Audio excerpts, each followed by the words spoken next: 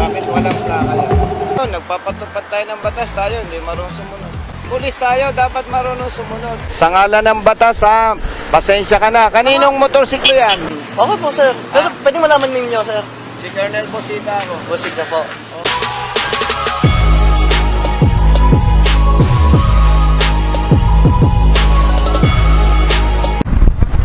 Ingat ha.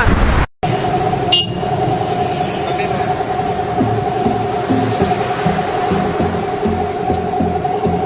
Bakit walang plaka yan? Ipapakabit po namin. Ang pulis hindi exempted sa batas. Ha? Pakabit po namin, sir, na kung lang kasi yan. Oh. Huwag tayong umabuso. Hindi ibig sabihin pulis tayo, exempted tayo sa batas. Naintindihan mo ba? Pangit tingnan nyo, nagpapatupad tayo ng batas, tayo hindi marunong sumunod. Sige, sir. Ha? Ipapakabit po namin, sir. Oo. Sige, sir. Natanggal lang kasi yan, sir. Okay, ayos mo yung helmet mo.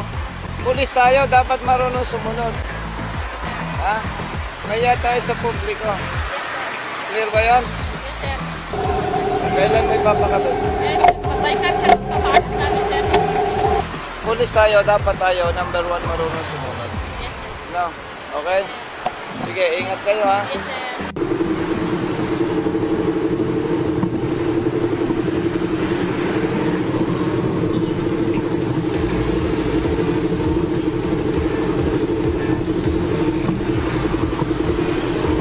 Ba't walang plaka? Sa'yo ba yan? Colonel Busita ako. May lisensya ka. Colonel Busita ka pala. Nakasay. CPD. May ORCR motor mo. Wala naman po, sir, yung Bakit? bibiyay po ako, sir, dito po sir. Wala po yung wallet ko. Bawal yun na. Alam mo ba, bawal maneho yung walang ORCR? Tapos walang plaka yan. Ha? Masakit sa mata ng publiko eh. Kasi pulis ka, tapos walang plaka, Apo, sir. tapos walang ORCR. Sakit sa mata, di ba? Apo. Parang ang paningin ng riders, yan ay huli mo, hindi sa'yo. Pero nakapangalan sa'yo yan. Opo, sir. Ako po, sir, hindi po ako magsisinungaling. Hindi, naniniwala. Ako naniniwala sa sinasabi mo. Ang problema lang na hindi maganda, nakikita ng publiko. Oh, ayusin mo na. Ang malasakit ko lang bro, hindi yung para kastiguin ka. Ang malasakit ko, pulis tayo. Tayo huli ng huli. Dapat marunong tayo sumunod. Nakuha mo ba yung punto ko? Opo, ako, Oo. sir. At sa mata ng motorista, pangit. Opo. Pulis tayo, naka-uniforme ka, walang plaka. Ang paningin ng mga riders, yan ay huli, hindi sa'yo. Di ba ang pangit? Nandito po, sir, yung plaka eh. Ha? Kasi yung plaka ko po, Oh. nandito din po, sir. Kasi po, sir, ako po, sir, eh. Pero hindi expired. Spark nga po, sir, eh. Ay nako. Ganito na lang ano, sa ngalan ng batas at saka para makatulong tayo sa PNP. Ano? Ayusin mo yan. Para maging patas tayo at hindi tayo nakakaya sa publiko, huwag mo nang gamitin yan. Iuwi ko na lang, sir, sa probinsya. Kailan? Yung district, sir, sa day of po, sir. So, hindi mo gagamitin yan habang hindi rehistrado. Opo. Okay? Opo. Tapos may ORCR, tapos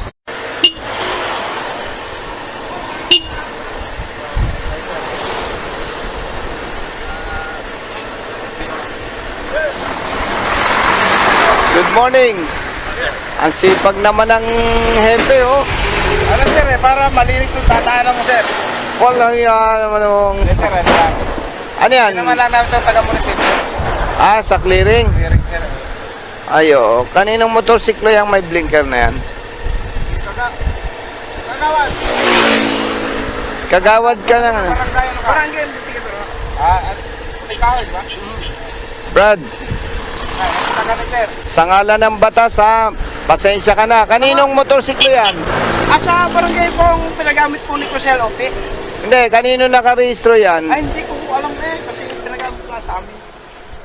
Ganito, pakisuyo, alamin mo kung privado yan, pakitanggal yung blinker ha.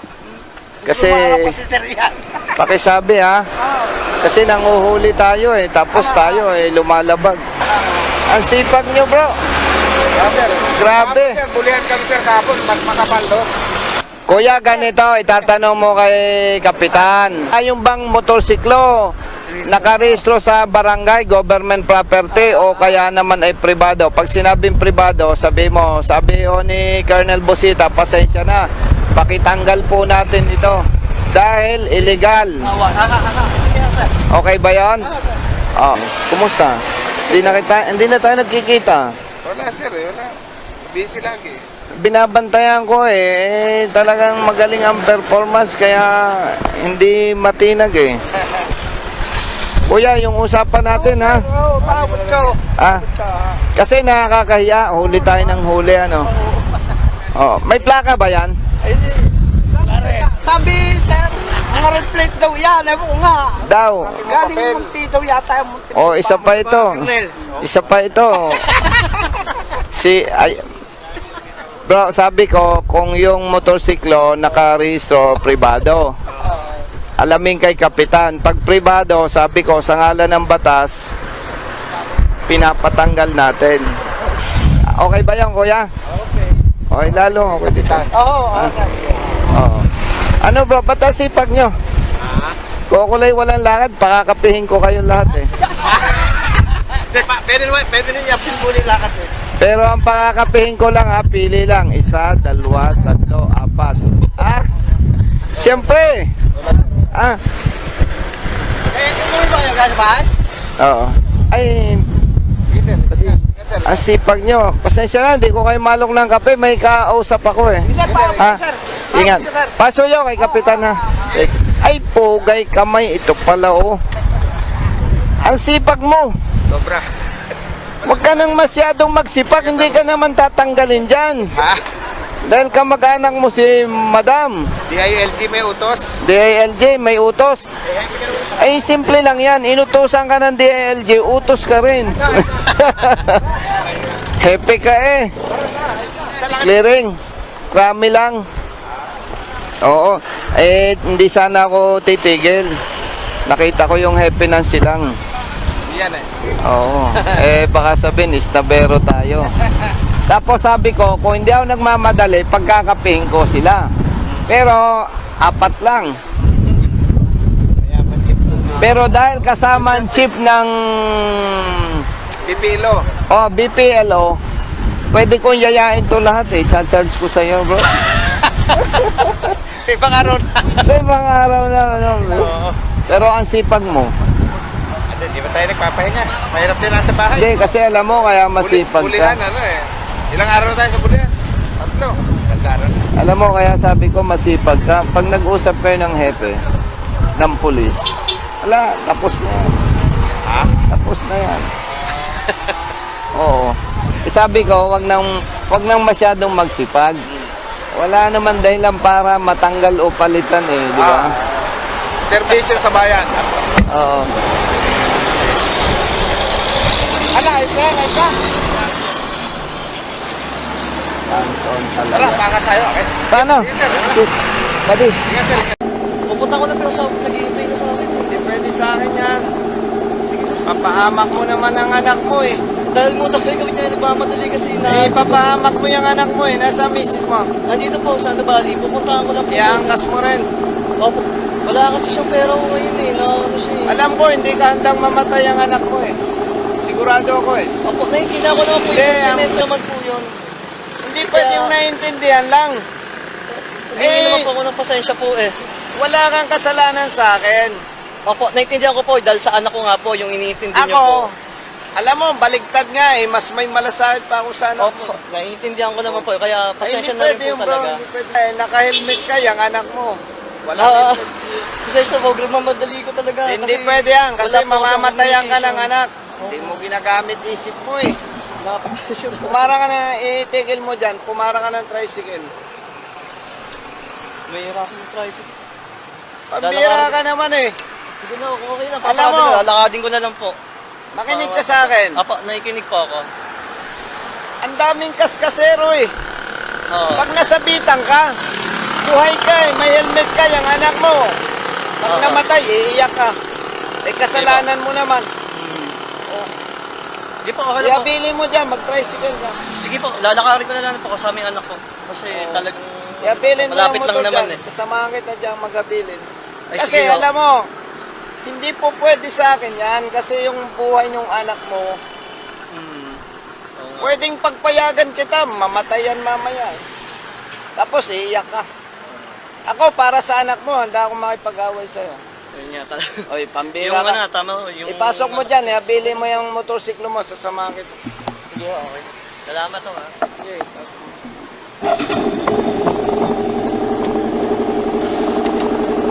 Iabili mo dyan.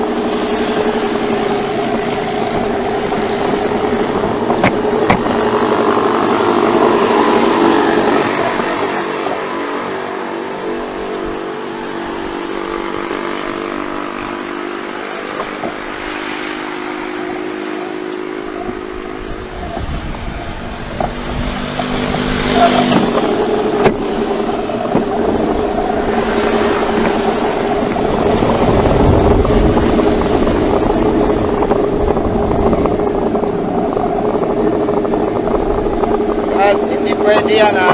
Ako sir, salamat po. Tricycle ka. Kapogi-pogi ng anak mo eh. Sensya na po talaga. Hindi, alam mo Brad, eto araw-araw may namamatay. Alam ko, nakakalimot ka, naka-helmet ka. Na-pressure lang ko kasi ako gawin Diba, sa parang pagmamadali. naka-helmet Oo. Maingat ka, di ba? Kaya Opo. ibang motorista, Hmm. may Oo nga po. control ka ba sa iba? Yung totoo nga Ngayon, po, pag wala ikaw po. ay nasagi, Oo. di tatapon anak mo. Hmm. Brad, malaking porsyento mamamatay yun. Ilan bang anak mo? Ito pa lang po. Kahit patatlong anak mo, hindi magandang mamatayan ka. Opo. Nagmamadali ako. Pero nai-imagine ko na pag nasabitan ka, mamamatay anak mo. Naintindihan mo? Yes sir, naintindihan ko. Ito ha, ayaw ko nang mauulit yan ha. Sir, sige, ngayon lang Tatanda talaga. ko yung mukha mo ha. Hmm. Okay po sir. Pero pwede malaman ninyo sir. Si Colonel Bosita ako. Busig na po. Oo. Sige po, salamat. Salamat sir.